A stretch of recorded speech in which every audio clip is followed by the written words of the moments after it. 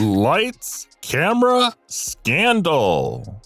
In a world where tabloid fodder is churned out faster than you can say lights, camera, action, it's easy to forget the scandals that once rocked Tinseltown to its core. But not today. Back when the shame of fallen stars carried weight, and the scandalous lives of Hollywood royalty captured the hearts of the American audience. Join us as we take a trip down memory lane and unearth 10 Hollywood scandals that time forgot. Number 10. Elizabeth Taylor. Three's a crowd. Just imagine the Brangelina headlines splashed across newspapers and magazines half a century ago, when the world was a vastly different place. It was a time when Eisenhower was calling the shots in the White House. Nikita Khrushchev had been named Time magazine's Man of the Year, and Captain Kangaroo ruled the airwaves. Amidst this era of shifting cultural norms, Hollywood royalty Elizabeth Taylor was making headlines of her own, not for her acting chops, but for her tumultuous love life. Taylor's belief in the sanctity of marriage was unwavering, even if it did lead her down the aisle a jaw-dropping 8 times. Her marriages to Richard Burton were the stuff of legend, but it was her scandalous affair with Eddie Fisher that really raised eyebrows. Taylor had been happily married to mega-producer Mike Todd when he tragically died in a plane crash just 1 year into their union. It was Fisher, a close friend of Todd's, who rushed to console the grieving widow. Despite being married himself to actress Debbie Reynolds, Fisher and Taylor soon found themselves swept up in a torrid love affair and were married the very next year. The Taylor-Fisher union was short-lived, however, as Taylor soon fell under the spell of Richard Burton. Reynolds eventually forgave Taylor, and the world moved on to the next juicy scandal. Looking back on her past loves, Taylor once quipped, quote, "I am a very committed wife, and I should be committed too, for being married so many times." The world may have changed since those scandalous days, but the allure of Hollywood drama lives on. Number 9. Lana Turner. Sweating the Sweater Girl. If you thought Lana Turner's rise to fame was just another cliché Hollywood story of being discovered at a soda fountain, think again. The sultry actress, known for her iconic role as the quote, sweater girl, may have matched Elizabeth Taylor in terms of trips down the aisle, but it's her association with an underworld lover that really set tongues wagging. Johnny Stompanato was a small-time hoodlum from Los Angeles with ties to notorious gangster Mickey Cohen. In 1957, he became Turner's lover, and their relationship quickly turned into the stuff of scandalous legend. Things came to a boiling point on April 4, 1958, when Turner's 14-year-old daughter overheard the couple having a blowout argument at their lavish Bel Air home. As later revealed in court testimony, the affair between Turner and Stompanato was nothing short of torrid. When Stompanato threatened to harm Turner, her teenage daughter Cheryl came to her defense with an 8-inch carving knife, fatally wounding him in the gut. The coroner's inquest deemed the act a justifiable homicide. However, just 1 week after the incident, personal letters between Stompanato and Turner were leaked to the press, including a love letter in which he wrote, quote, "You know, baby, I'm so lonesome for the touch of you, I could die." In the aftermath of the killing, Cheryl was sent to live with her grandmother, while Turner continued to pursue her career in Hollywood. Despite the justifiable homicide ruling, Stompanato's son, John II, brought a $750,000 lawsuit against mother and daughter, claiming that his father had been unjustly killed. Eventually, Lana and Cheryl settled out of court for $20,000. It's just another example of how even the most glamorous lives in Hollywood can be marred by scandal and tragedy. Number 8. Ingrid Bergman. Love Italian Style. Ingrid Bergman was considered a Hollywood starlet above the scandals of extramarital affairs and pregnancies. She won an Oscar in 1944 and played iconic roles like Joan of Arc in 1949. But fate had other plans for her, and she fell for director Robert Rossellini while working on the set of Stromboli in 1949. Bergman's affair ended her 13-year marriage to Peter Lindstrom, and she left her 10-year-old daughter behind. She gave birth to Rossellini's son, Robert, just before her divorce was finalized. Rumors of the affair swirled in Italy, but it was the moral outrage of the self-appointed guardians of Hollywood's morality that caused a stir in the United States. Religious groups, censorship boards, and even the U.S. Senate rallied against her, calling for her banishment from Hollywood for, quote, glorifying adultery. Edwin C. Johnson, the chair of the Commerce Committee, accused Bergman of, quote, taking a nosedive from the highest pinnacle of respectability, and Rossellini of being, quote, a common love thief. Despite the backlash, Bergman and Rossellini stayed together, had 2 more kids, and divorced 6 years later. Bergman returned to Hollywood in 1956, winning her second Academy Award for Anastasia. In 1972, the U.S. Senate issued an official apology to Bergman, recognizing the unfairness of their previous actions. Number 7. Jean Harlow. The honeymoon is over. Paul Byrne left a concise and poignant suicide note, stating that his action was the only way to right the terrible wrong he had done to his beloved and to erase his immense shame. He reassured his dearest that the previous night was merely a farce and ended with a declaration of his love. The discovery by his butler of Paul Byrne's naked body, holding a firearm with a fatal gunshot wound to his head on September 5, 1932, left his wife Jean Harlow, whom he had been married to for only 2 months, heartbroken. The actress, who was famously known as the Blonde Bombshell, expressed her confusion and disbelief at the tragic event, stating that she had no understanding of the meaning behind Paul's note. However, this did not satisfy the curiosity of the police, journalists, or the movie-going public at that time. Everyone, including their mothers, was eager to uncover the motivations behind the 42-year-old's desire to leave his 21-year-old and alluring wife a widow. The narrative is filled with peculiarities, such as Byrne's reputation for being the companion of the most glamorous actresses in Hollywood. But in reality, he was seen by many as an incomplete individual. There were plenty of hints to suggest that he never consummated his marriage to Harlow. Another strange factor was the presence of Dorothy Millette, Byrne's common-law wife from his days in New York. Her body was found in the Sacramento River just 2 days after Byrne's suicide. Rumors circulated that she had visited his home shortly before his death, and there were also rumors that studio executives and assistants had essentially combed through the scene of his death to remove any incriminating evidence well before the police arrived. Ben Hecht, a playwright, screenwriter, and former journalist, criticized the narrative in Playboy magazine years later. His article in the November 1960 issue caused enough commotion to prompt District Attorney McKesson to re-examine the original investigation, but no grounds for further investigation were discovered. Hecht, for his part, confessed to reporters in Toronto that his article was based purely on hearsay and rumors, without any concrete evidence. He had merely recounted a tale that had been circulating in Hollywood for an extended period. Number 6. Jackie Coogan. Stealing from a baby. Can you imagine Uncle Fester from the Addams Family as a child star?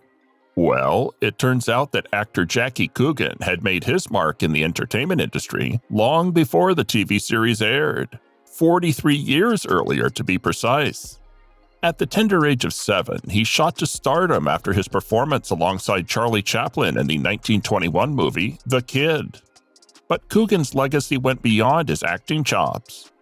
He was instrumental in bringing about a change in child labor laws by taking his own parents to court. Coogan's childhood success brought him unimaginable wealth, not only from acting fees but also from various product endorsements. However, in 1938, while married to movie star Betty Grable and attempting to revive his career, he decided to confront his parents about his earnings. He filed a legal suit against his mother and stepfather, demanding an accounting of his income. According to Coogan, he should have had a massive fortune of $4 million stashed away. The story of Coogan's legal battle was significant enough to land a feature in Life magazine, which threw its support behind the young actor. The publication quoted Coogan's mother, who denied ever making any promises to her son, and stated that he was entitled to nothing. His stepfather's views were even more blunt, asserting that every dollar earned by a child before turning 21 belonged to their parents, and that Coogan would not receive any of it. Sadly, Coogan's efforts did not yield the outcome he had hoped for. He eventually settled the lawsuit, receiving only about $125,000, a mere fraction of the $4 million he had claimed. Nonetheless, his legal action set a precedent, paving the way for the California Child Actors Bill, which became law in 1939 and is popularly known as the Coogan Law. Number 5. Errol Flynn. In Like You Know Who. Errol Flynn, the swashbuckling hero of Warner Brothers, faced charges of sexually assaulting 17-year-old Betty Hansen in 1942. But the publicity ended up being a blessing in disguise. Hansen left her hometown of Lincoln, Nebraska, to work as a drugstore waitress in Hollywood, where she had illicit relations with several employees to score an invitation to the Bel Air party. After getting drunk and consenting to sex with Flynn, Hansen claimed she never intended to press charges. However, her sister reported the incident to the police, who also added statutory rape charges from a 1941 incident on Flynn's yacht, brought by Peggy LaRue Satterley. Despite the charges, Flynn was acquitted after a 13-hour deliberation by a jury of 9 women and 3 men. Flynn remarked that the verdict proved essential American justice and thanked his supporters. Hansen was sent home to her parents, while Satterley expressed her hatred toward Flynn and the adoration of the women on the jury. Flynn's career and reputation remained unscathed by the trial and even gave birth to the phrase, "in like Flynn." Number 4. Charlie Chaplin. A boot for the tramp. Charlie Chaplin, the iconic filmmaker who played the Little Tramp, faced his fair share of negative press throughout his career, but his expulsion from the United States was by far the most significant. Despite his long career that spanned over 5 decades, it all came to an end in 1952 when he set sail for Europe to promote his latest film, Limelight. Upon planning to return home, he was denied re-entry to the U.S. The order came with a demand for an investigation into his political activities, which the government claimed were anti-American. The move caused a massive uproar, with many of his fans and supporters decrying the government's actions as a violation of free speech and artistic expression. Chaplin himself remained in Europe and did not return to the U.S. until 1972, 15 years after his expulsion. In October, Chaplin decided to surrender his re-entry permit, declaring that he had been a target of lies and malicious propaganda by conservative groups in America, who were aided by the sensationalist media, which created a hostile environment for liberal-minded individuals, resulting in their persecution. Chaplin felt that he could not continue with his movie-making career, and hence he gave up his residence in the United States.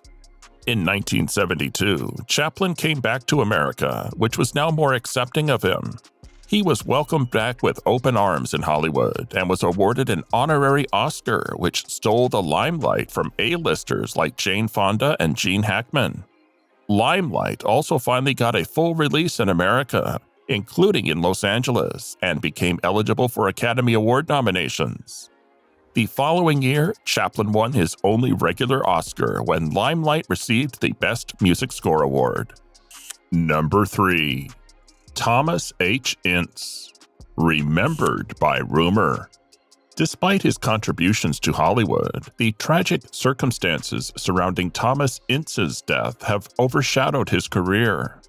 Ince's impact on the film industry was vast, including establishing the studio system, defining the producer's role, and popularizing the continuity script. Unfortunately, his death is what he's most known for, with many speculating that he could have been killed on William Randolph Hearst's yacht during a party on November 16, 1924. Attendees included some of the biggest names in Hollywood, such as Marion Davies, Charlie Chaplin, and Luella Parsons. Ince fell ill and was escorted off the yacht by Dr. Daniel Goodman, where they traveled to a hotel in Del Mar. Ince's condition worsened, and his wife was called to join him. Sadly, he passed away, and while the official cause of death was a heart attack, many believe foul play was involved. The sequence of events that led to Thomas Ince's death may seem strange, but they don't seem scandalous or suggestive of conspiracy theories, let alone murder. However, rumors surrounding his death have persisted. According to one popular theory, media mogul Hearst became suspicious of Davies and Chaplin and accidentally shot Ince due to a case of mistaken identity. Hearst had the power to cover up any wrongdoing, and the various movements of people involved may not seem like a smooth conspiracy, but certain details cannot be ignored. Ince's death certificate stated that he died of natural causes, so there was no official inquiry or autopsy. The funeral was held on November 21, and his body was immediately cremated. Nell Ince left for Europe soon after, with a trust fund provided by Hearst. Parsons, who was present at the time of the incident, received a lifetime contract from Hearst, as well as increased syndication. With conflicting accounts from various guests involved, a legend emerged that is difficult to ignore. Unfortunately, this legend overshadows the accomplishments of one of Hollywood's true pioneers. Number 2. Fatty Arbuckle. A bad rap. Pay. The downfall of Roscoe Fatty Arbuckle's career was no ordinary scandal. It was a murder scandal, one that left a stain on his reputation that never faded. The portly comedian had soared to the heights of Hollywood's elite in just 5 years, inking a jaw-dropping $3 million three-year contract in 1918. But his meteoric rise came to a screeching halt in 1921, thanks to a trial that was more dramatic than any Hollywood script. The trial was a veritable smorgasbord of tabloid fodder.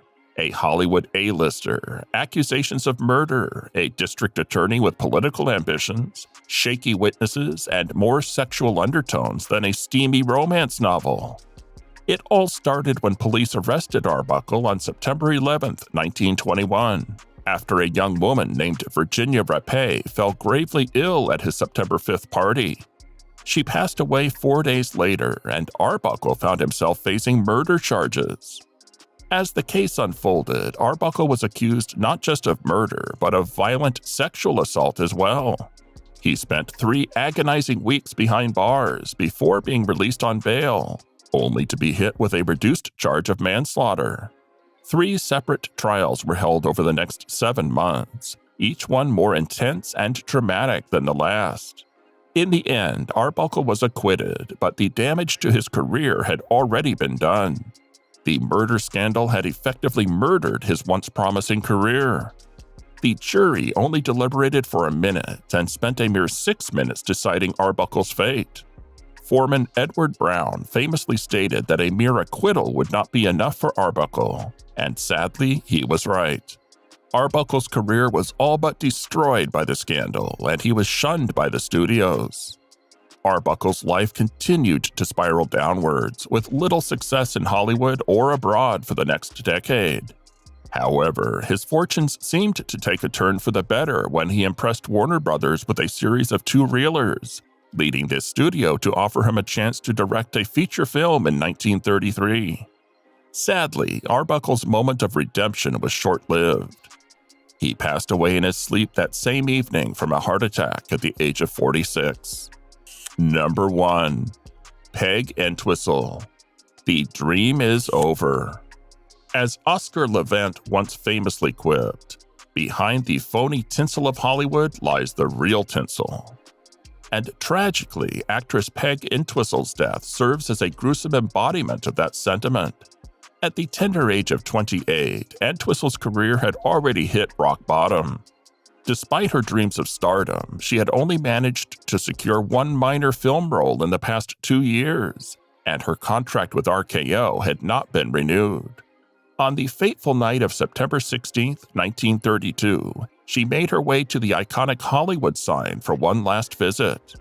After neatly folding her coat, she placed her purse on the ground and climbed up the maintenance ladder until she reached the top of the H. Then, in a heart-wrenching moment, she plunged to her death. 2 days later, a hiker made the gruesome discovery and found a haunting note in Entwistle's purse.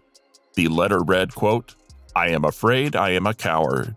I am sorry for everything. If I had done this a long time ago, it would have saved a lot of pain. P.E." The tragedy of Entwistle's life and death serves as a stark reminder of the brutal and unforgiving nature of Hollywood and the immense pressure that comes with the pursuit of fame and fortune. Hollywood is indeed not all glitz and glamour. The scandals we've covered today are just the tip of the iceberg when it comes to the darker side of the entertainment industry. We hope you enjoyed taking a trip down memory lane and learning about some of the most shocking and forgotten scandals in Tinseltown history. Alright, that's it for today. Thanks for watching. See you in the next video.